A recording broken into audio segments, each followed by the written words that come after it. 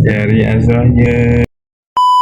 Ini kita akan sambung vlog kita. Kita akan pergi jalan-jalan bersama isteri saya.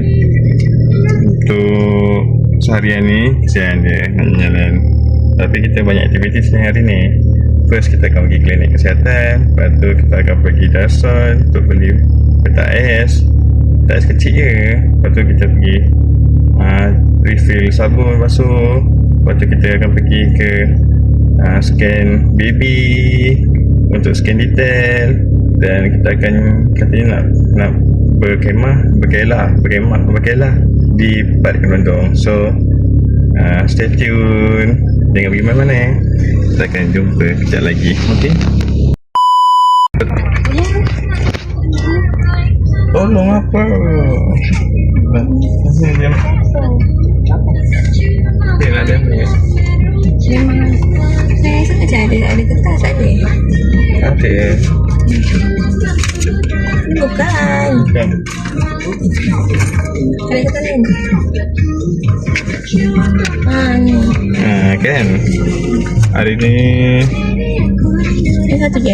kita akan check untuk berapa minggu? 23 kan? 23 minggu. Kejap je. Pejalan celik kan?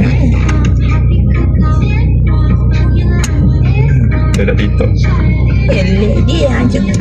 Okay, sekarang kita akan sampai ke klinik kesihatan di mana kita akan parking. Keluar je lah.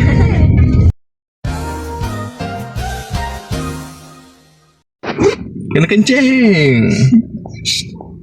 Kencing pun bagi. Ini Cik Dara. Kena kencing. Lepas tu adalah.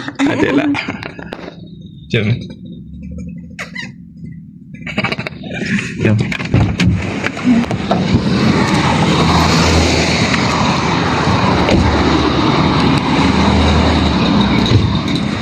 Laluan lah. Ni laluan lah.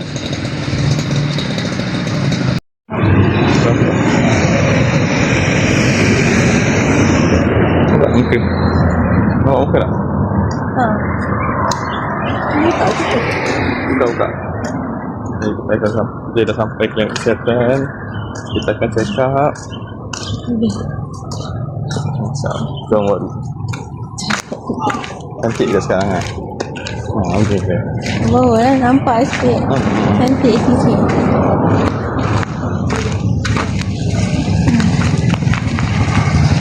Ini 29 kan?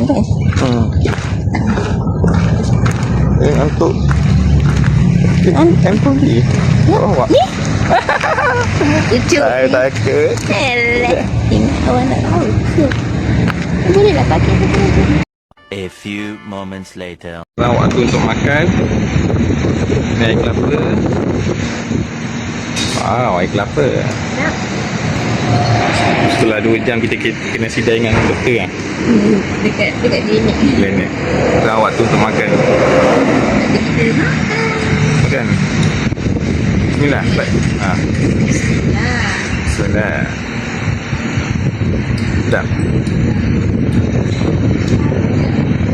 Boleh.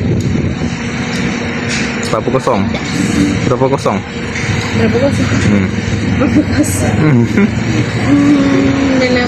Dalam 7.5. Sedap lah. Cuba makan. Sabar dek. Wow. Bismillah. Jabatan. 3 hari dah. 3 hari.